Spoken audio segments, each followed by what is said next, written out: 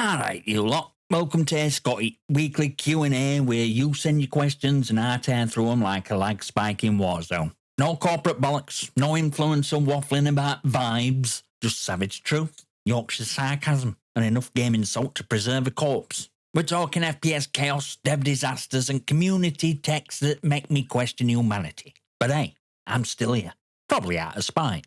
So grab a brew, strap in, and let's answer some questions we're industry worn. Loud, honest, and with zero sugarcoating.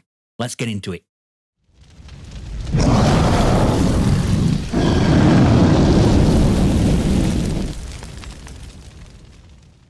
Kicking us off, we got 3 questions from Silverbullet 903021. So let's take this one shotgun shell at a time. First question. How do you feel about VPN users on CoD? I'm curious to see your take. I feel it's a necessary evil because it's spaghetti code matchmaking that CoD uses. A lot of people hate new matchmaking systems, but I don't see them disappearing anytime soon. VPN users in CoD. Look, I'll say it loud for people reverse boosting it back. Using a VPN to get easier lobbies is cheating. End of. Now, is it worst crime in gaming universe? Nah. But it's still scummy. It's digital equivalent to padding your resume with fake internships and wondering why you're getting dunked in a real interview. But here's kicker. I honestly can't get a rat's ass anymore, cause matchmaking system in CoD is so broken, so hilariously rigged, that at this point, VPN users are just rats trying to escape sinking ship using dodgy tunnels. You got SBMM, EOMM, and whatever other acronym Activision shoved into algorithm to make sure no one ever has a good time twice in a row. It's less a matchmaking system and more a player retention torture chamber. One good game? Congrats. Now here's a lobby full of keyboard cracking psychos with Twitch in the clan tags. So yeah, is VPN abuse lame? Yeah. But am I losing sleep over it in modern CoD? Absolutely not.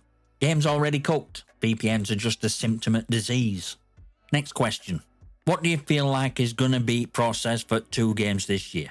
Speculation has it that reason Black Ops 6 is trash right now is because Treyarch did not actually have 4 years to develop it. I feel like Black Ops 6 is better for whatever Treyarch is cooking up this year. Right, this one's juicy. People saying Black Ops 6 is trash because Treyarch didn't have 4 years are, I'm afraid, wrong. They did. We've seen leaks, dev build timelines, and plenty of evidence that this game were locked and loaded 6 months before beta even dropped. But here's where it gets messy. XDefiant launched, and for about 5 minutes CoD actually felt vulnerable. No SBMM, better gunplay, people were having fun and Activision shit themselves. Suddenly Treyarch got yoinked off Modern Warfare Zombies support, probably mid-sprint, told to fix things and compete with a game that, let's be honest, shouldn't have been a threat, but it was. Result? Last minute changes, system rewrites. A Frankenstein's monster or a shooter stitched together by panic and spreadsheets. So no, Black Ops 6 isn't trash cause they lacked time, it's trash cause Activision meddled, shoved Treyarch into reaction mode, and treated development like fire drill rather than creative process. And here's real tragedy. XDefiant could have forced real change, but they fumbled to follow through. Now Activision's back to the usual tricks. Black Ops 6 is heading that same path, and only beta we're getting is game you paid for. Now for last question, which is completely unrelated. Did you ever watch old TV shows like Dukes of Hazzard and Bionic Woman series? Mate, absolutely. Most of them were reruns by the time I got to them, but I live for that stuff. Dukes of Hazzard were peak, defy physics, smash fences, do it with a smile energy. And Bionic Woman? Iconic. Took itself just seriously enough to be cool, but not so seriously that you couldn't enjoy absolute absurdity as slow-mo super jumps and wire stunts. Shows back then had charm. They didn't have billion-dollar budgets, but they had soul. Nah, half of Netflix looks like it were written by an AI trained on discarded Marvel scripts and TikTok trends. Maybe that's why I still enjoy dipping into classics, because sometimes nostalgia's the only thing that ain't monetized. But that's triple threat handled, cheaters, corporate sabotage and bionic nostalgia. Now let's throw it to the squad. What's your take on VPN abusers in CoD? Why do you think Black Ops 6 is botched? And what classic TV shows still live rent-free in your head? Drop it in comments. I want to see if anyone remembers Airwolf, or if I'm just shouting into a digital retirement home. Cheers for questions, mate. Next question comes from Mayhem33, and he asks, If you still play XDefiant, are you seeing level 1s? I see them every single day, and most days more than one. I keep challenging Ubisoft on X to post player population versus Shadows. Bet XDefiant wins. Right, let's get one thing straight. I haven't touched XDefiant in a while. And it's not cause I'm off chasing next Battle Pass dopamine hit. It's cause Ubisoft, in their infinite wisdom, or lack thereof, decided to take a game that actually had momentum and smother it with the same corporate pillar they used to kill dozen other titles. Now you see level 1s daily. That's not a bug, mate. That's ghosts of what could have been. These aren't just new players. They're respawns from a dead game that refuses to admit still has a pulse. Ubisoft said nah to properly marketing or maintaining damn thing, and now it limps along like a zombified hero shooter on life support. But it's spicy bit. You're absolutely right to challenge them on player counts. Shadows hitting 2 million in 2 days? Cool. XDefiant did 11 million on launch. And yet Ubisoft acts like that didn't happen. No fanfare, no follow through, no actual support. It's like hitting jackpot and using winnings to buy scratch cards. Let's not forget XDefiant had source, no SBMM, no other monetized nonsense. Just raw 6v6 chaos, pure unfiltered FPS fun, and that scared shit out of Activision. Because when XDefiant dropped, stat chasing sweats who usually float in their SBMM kiddie pool got tossed in top and water, and they sank fast. They screamed, "Hit reg is broken, movement feels off." Mate, no. It wasn't rigged in your favour for once. Now Black Ops 6 is here, and it's Activision's sweatiest SBMM yet, sprinkled with a bit of that totally not real engagement optimised matchmaking. And guess what? Players are bailing. Because after a taste of what actual fair matchmaking feels like in XDefiant, they don't want to go back to being lab rats in a skill cage. It's real kicker. If Ubisoft had any fucking clue what they're sitting on, they'd be doubling down on XDefiant right now. But no, they're busy flogging Assassin's Creed Shadows, 43rd entry in a franchise that's now just historical cosplay with loot boxes. You're seeing level 1s because people want to play. Game still has potential. But instead of nurturing that, Ubisoft's treating it like bastard stepchild of their portfolio. So yeah, you bang on, mate. XDefiant probably does have more active players than Shadows.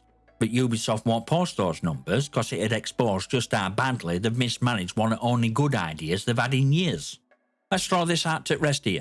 Are you still seeing level 1s in XDefiant? Do you think Ubisoft put plug too early, or what game always doomed?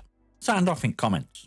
And if someone dares say needed SBMM, go on, tell them where to shove the KD. Cheers for question, ma'am. Next question comes from Ages444, and he asks, genuine question, but is there a good live service game in your opinion? There's a few that I can think of that really solid. Finals, Deep Rock Galactic. Most companies either misunderstand or more likely milk franchise to death for that extra money, so it were worth asking. Is there such a thing? Now that's a question with teeth, mate. Right, let's get this out of the way first. Live service ain't problem. Term just got hijacked by the same corporate parasites who'd sell you a digital toothbrush if they thought they could lock it behind a battle pass. Live service can work. It has worked. Problem is, 99% of the time it's not live service. It's live surveillance. Monetization with a menu screen. Now you mentioned Finals and Deep Rock Galactic, and fair play. Solid picks. Deep Rock is blue-collar FPS we never knew we needed.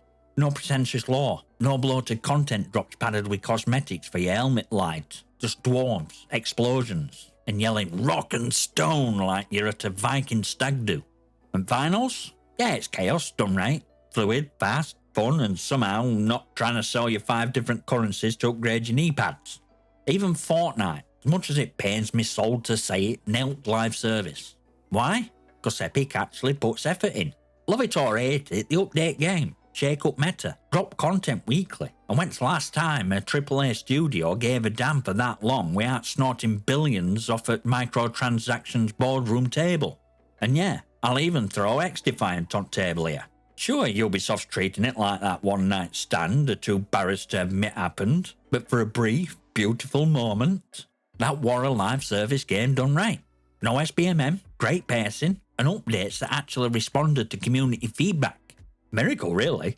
Shame it got ghosted harder than a Tinder date who found your KD ratio. See, concept of live service ain't cursed. It's execution that's been ritualistically sacrificed on altar of shareholder growth. Moment some suit sees monthly revenue targets, Game stops being a passion project and becomes a casino with extra steps. Just look at Anthem, Babylon's Fall, or Redfall. Live service shite shows wrapped in early access promises and buried under broken servers and stay tuned tweets. And don't even start with EA and Ubisoft. They looked at Destiny's success and thought, oh, so players just want meaningless grinding and seasonal roam maps with 3 weapons, 2 recolors, and 1 broken matchmaking system. No, mate, we wanted actual support, not a fucking calendar. So yeah, there are good live service games, but they're exception, not rule. Because most publishers don't want to make good games, they want retention metrics. Engagement isn't about fun anymore. It's about how many hours they can trap you in a Skinner box before you finally cave and buy premium emote. But what do you lot think? Are there actually more good live service games out there? Or are we just scraping gold flakes off a mountain of corporate manure? Drop your text in comments. I want your full unfiltered rants. And if anyone tries to defend Marvel's Avengers, go sit in Shane Corner. Cheers for question ages. This next question comes from Pyro-Friendly Arsonist 9195, and he asks, what's better gaming platform? PC, console, mobile? Right, strap in, mate, because this is one of those questions. Kind where internet used to implode, Reddit threads caught fire, and 12-year-olds called each other slurs over frame rates. But I'll say this straight up, it's a fucking trick question. There's no better platform, only better marketing and louder twonks. Let's break it down. PC gaming? Buffet gaming. You want photorealistic graphics, ultra-wide monitors, 240 FPS, and ability to mod Thomas Tank Engine into Elden Ring? Done! But it also comes with lovely side of driver updates, troubleshooting, and occasional BIOS attacks that makes you question your life choices. It's most powerful, but it's most temperamental. Like owning a Ferrari that occasionally explodes when you update Discord. Console gaming? Plug and play. No nonsense. Turn it on, sit back, game. Boom. Done. But it's twist. Console ain't as closed as it used to be. Next Xbox is rumoured to support Steam, meaning it's not just a console anymore, it's becoming a hybrid monster. A gateway to PC libraries without needing liquid-cooled Shriner RGB nonsense summoning in your living room. Mobile gaming? Yeah, I know. Half of you just rolled your eyes out on a Warzone lobby mid-lag. But let me tell you, mobile gaming's been doing press-ups in dark. AAA games are dropping on phones now. Real games. Not just Candy Crush for bored aunties. Resident Evil 4 Remake on fucking iPhone. Sure, they're scaled down, but they run smooth. Look gorgeous. And they're portable. Power in your pocket now rivals what mid-tier consoles had 5 years ago. It's mad. So which one's better? Wrong question. Real question is, why are we still acting like this is a fight? Lines between platforms are disappearing faster than Ubisoft's credibility. Crossplay is everywhere. Controllers work on everything. Xbox exclusives are on PC. PC games are on mobile. Consoles are opening up like your mate after 3 pints and a breakdown. Console wars are dead. PC Master Race meme is retired. And mobile gaming in real gaming crowd sound like old blokes who shouted at clouds and lost at weather. At the end of the day, we're all gamers. We all get screwed by battle passes, scream at netcode, and sit through half-baked launchers praying for a day one patch that actually works. You play where you want, how you want. Steam Deck? Fair play. iPad with a backbone controller? Mad respect. Still rocking a PS4 in 2025? Legend. Only real war in gaming now, gamers versus publishers. And it's time we stop fighting each other and start uniting against one's flogging 20 quid skins and pretending it's a feature. So tell me this, you lot. Where do you game? And more importantly, why? Drop it in comments. Let's see what community's built on. Just don't set Stadia, or I'm banning your out of share principle. Cheers for that, Pyro. This next question comes from Connor Phelan 9825, and he asks, Hey Scotty, us Yorkshiremen know how to make a proper brew. For those poor sods that don't, could you walk us through perfect cuppa? Right, everyone shut up, sit down, and take notes. Because this, my friends, is only tutorial that actually matters. Forget aim trainers, forget perk builds, forget your KD ratio. Can't make a proper brew? You've already failed at life's first boss fight. Let's go. Step 1. Get yourself a mug. And I don't mean some dainty floral and porcelain insult. No, I'm talking about a proper mug. Big, chunky, something that doubles as a blunt weapon in a bar fight. If it can't knock out a home invader, or survive being launched across room during a lag spike. It's not a brew mug, it's a cup of failure. Step 2. Choose rate tea. And I'll say this once, Yorkshire tea or fuck off. PG tips? Fine. Tetley?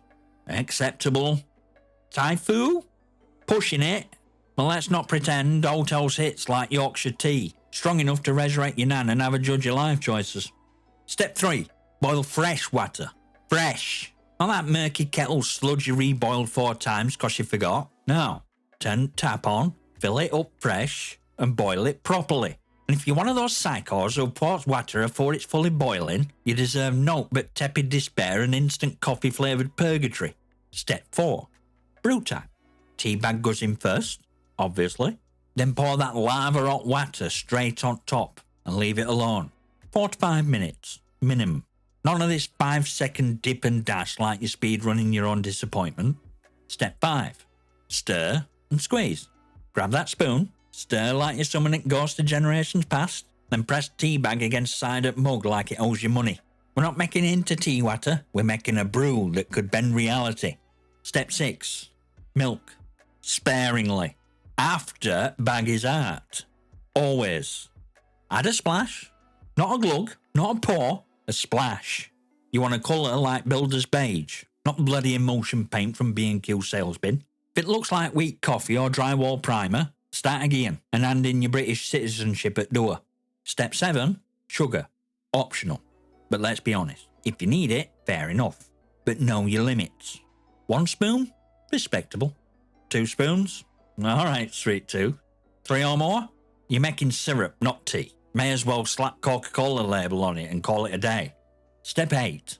Give it one last swirl. Remove spoon like a civilised human being, not one of those absolute goblins who'll leave it in, and drink it hot. Letting it go lukewarm is beverage equivalent to rage quitting a tutorial. That's perfect cuppa. Out else is hipster nonsense, southern softy garbage, or cursed TikTok brew atrocities involving oat milk and emotional damage. Now what about you lot? What's your tea ritual? Milk first? You're banned. Microwave brew? Straight to egg. Drop your brew rules in comments, and let's settle this once and for all. Cheers for that, Connor. A proper question from a proper Yorkshire lad. Well, that were a minefield of nonsense and brutal honesty, with just enough Yorkshire spice to get me shadow banned in 3 time zones. If you made it through that carnage and still want more, join Discord, follow on X, and consider a channel membership. All links are down in the description, right next to my last shred of patience. Smash that like button, hit subscribe, and leave your comments and questions below. Might just feature on my channel. I'll see you next time, you magnificent.